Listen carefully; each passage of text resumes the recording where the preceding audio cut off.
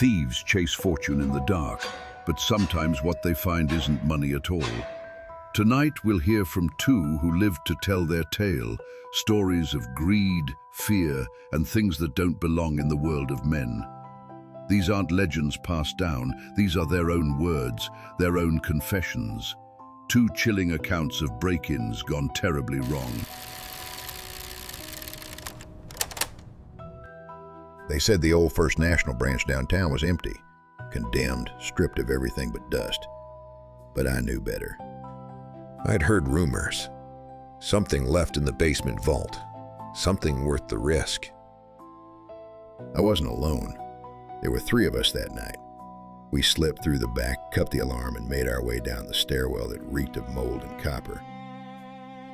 When we opened the vault, it wasn't money we found. Just rows of safe deposit boxes, some smashed, some untouched. One of the guys, Benny, pried open a box with a crowbar. He laughed at the contents, just a bundle of papers, then the lights flickered. We all froze. Have you ever heard metal groan like it's taking a breath? That's what it sounded like. The vault door inhaled. And then it started shutting on its own. We ran for the exit, but Benny, he didn't make it. His screams got cut off when the door sealed. We tried reopening it, tried everything, but the lock wouldn't budge. And here's the part I still can't explain. His voice didn't stop right away. We heard him inside. Calmed, just whispering. When the cops finally caught me 2 weeks later, they told me the vault hadn't been open in decades. Said there was no way anyone could have been trapped in there. But I swear, sometimes at night, I can still hear Benny whispering through the walls.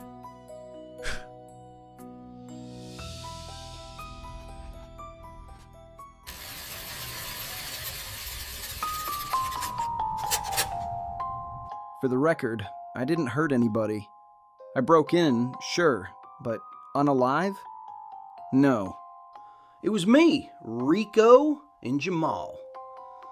We thought the place was easy money. An old warehouse down on Dock 7, barely guarded, rumored to be holding electronics between shipments.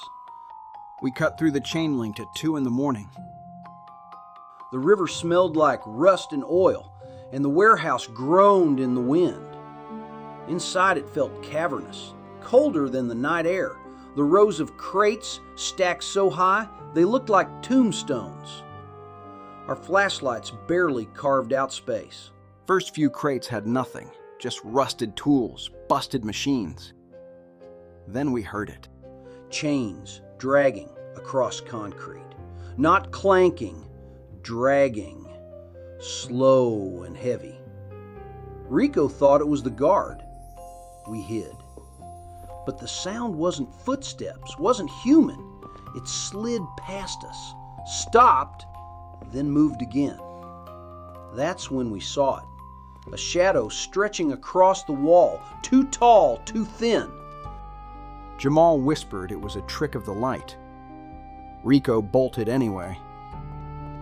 He barely made it 6 steps before something yanked him back hard. His scream cut short, like the air got sucked out of him. Just a smear on the floor, and the chain slithering into the dark. Jamal ran. I froze.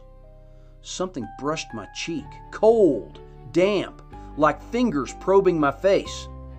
Then it left. When I climbed out of the crate I'd hidden in, Jamal was gone too. His footprints ended at the loading dock, drag marks sliding into the river. The cops searched next day. Found nothing. No bodies, no blood. Said I was lying, that panic made me see things. But look, these bruises on my ankle. Perfect circle. Like a shackle. So yeah, I stole. I'll take the charge. But I didn't hurt my friends. Something in that warehouse did, and it let me live. So I'd sit here and tell you.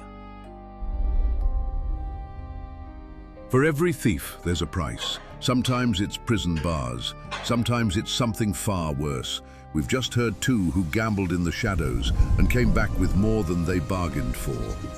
Remember, when you take what isn't yours, the dark has a way of taking something back. Like and subscribe for more eerie tales.